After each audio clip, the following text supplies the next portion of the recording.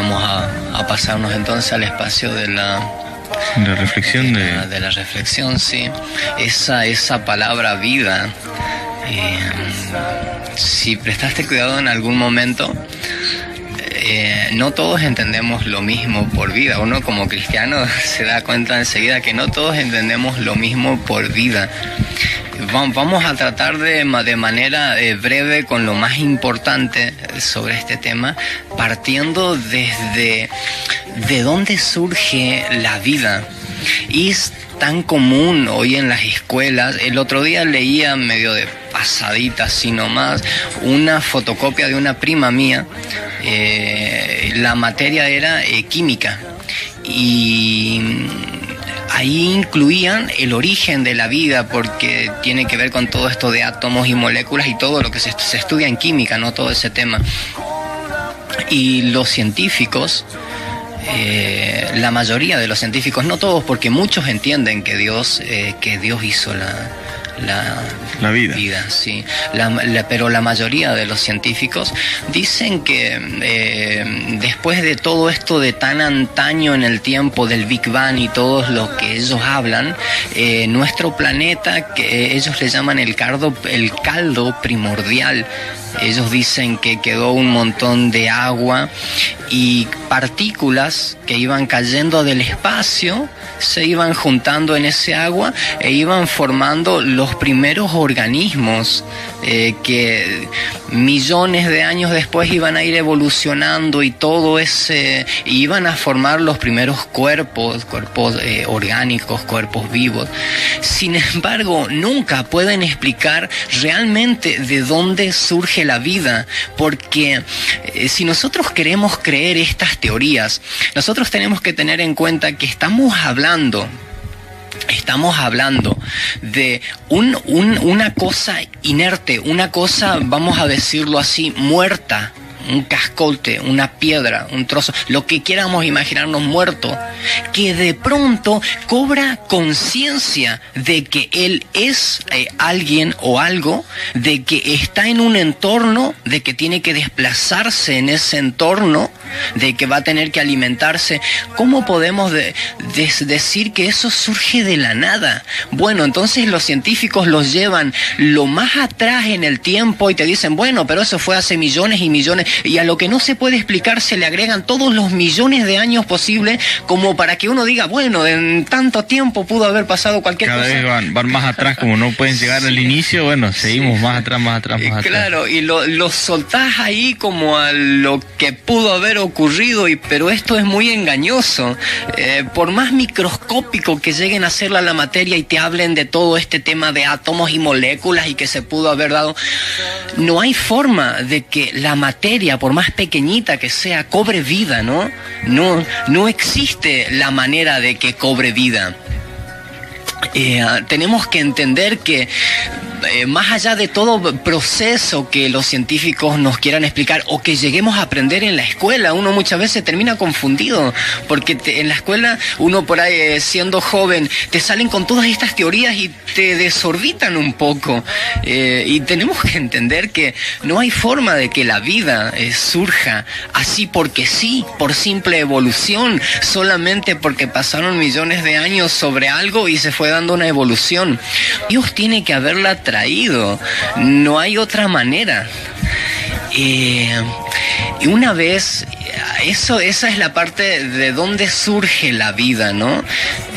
Tiene que haber un ser superior. Muchos científicos reconocen eso. Uno se admira porque uno escucha hablar de científicos y dice, bueno, son personas tan metidas en todo esto de estudiar que se olvidan por completo de Dios. Pero hay muchos científicos que reconocen que para que algo exista, tiene que haber algo superior que lo cree. Y no nos dejemos engañar por lo grande que es todo esto. Vayamos a algo pequeño y hagámoslo así. Si existe, acá al lado mío tengo un termo.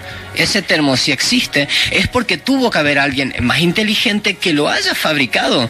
Y así, llevémoslo al tamaño del mundo. Y tuvo que haber alguien más inteligente que lo haya diseñado. Esa regla se va a aplicar en todo. Es un principio de todo.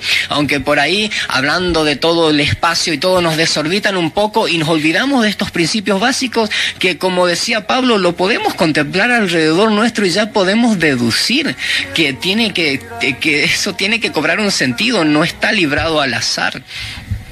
Un predicador decía una vez: ¿me creerías si te digo que explotó una editorial, un lugar ahí en donde se hacen libros y todo? Explotó, y de esa explosión surge un diccionario. De toda esa explosión y todo ese desastre se arma un diccionario.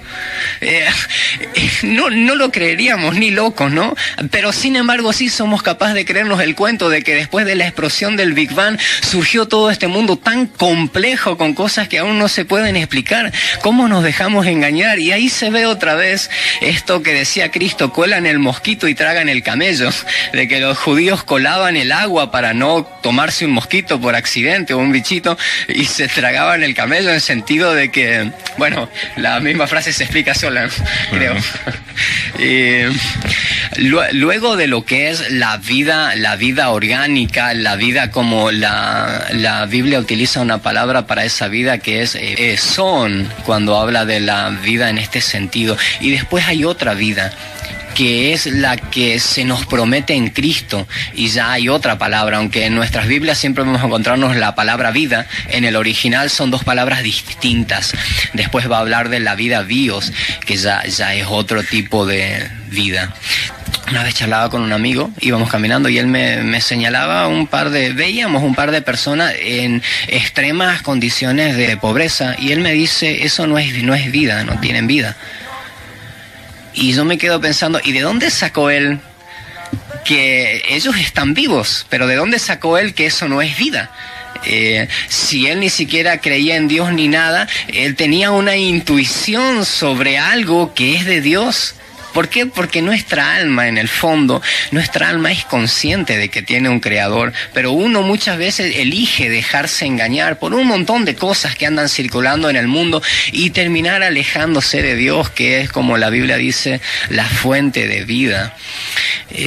Ocurre que ya desde los tiempos muy antiguos se entendía que la vida no era solamente estar vivo. No es como cuando el doctor dice por algún paciente que parecía estar muerto y de pronto dice: no, está vivo, aunque lo estemos perdiendo en este momento, está vivo.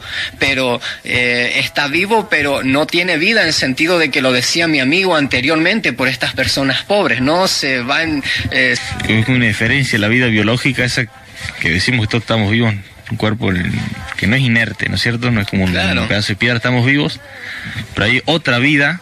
Y es de la que hacíamos referencia hace un rato cuando leíamos las noticias, charlábamos un poco de el tema, decíamos que es justamente, repito, el tema de las adicciones.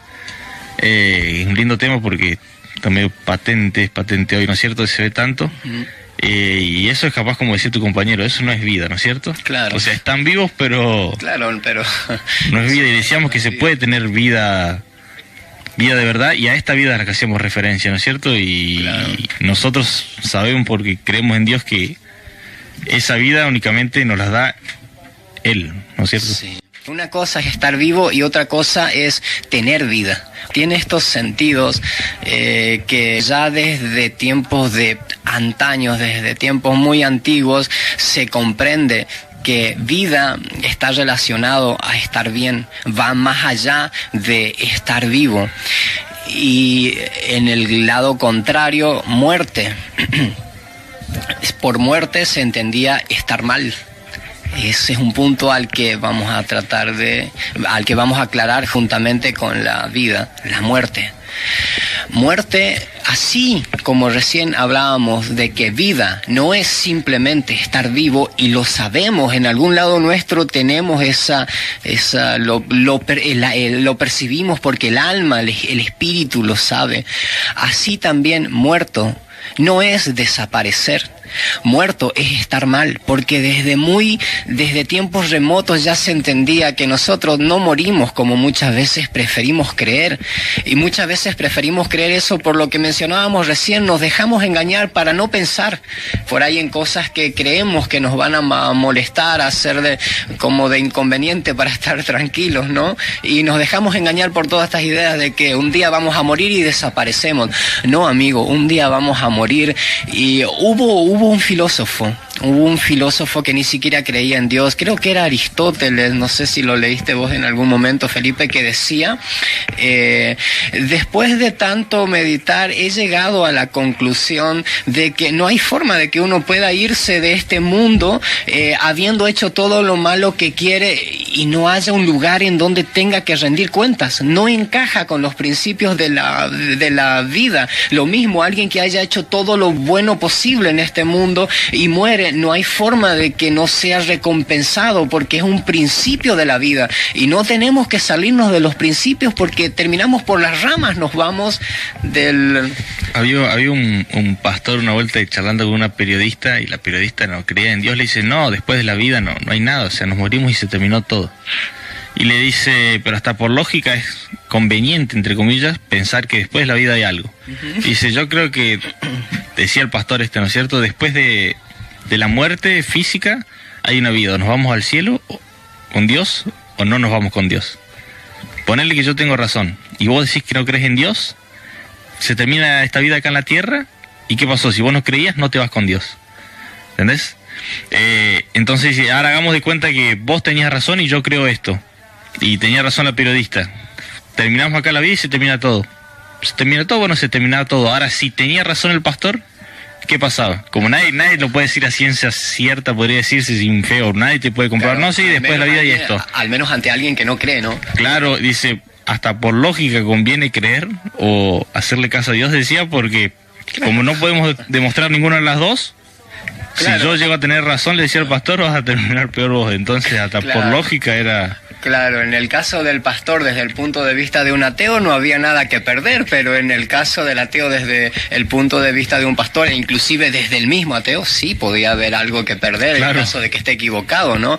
Y sabemos que no tenemos que creernos sabios nosotros mismos porque no somos capaces de contemplar todo tal cual es, somos unas mentes pequeñitas en un mundo inmenso, y si nos salimos, volvemos a esto, si nos salimos de los principios fundamentales y nos vamos por las ramas, no vamos a llegar a ningún lado más que a estar alrededor del tema, pero sin darle al blanco, sin acertar en nuestra...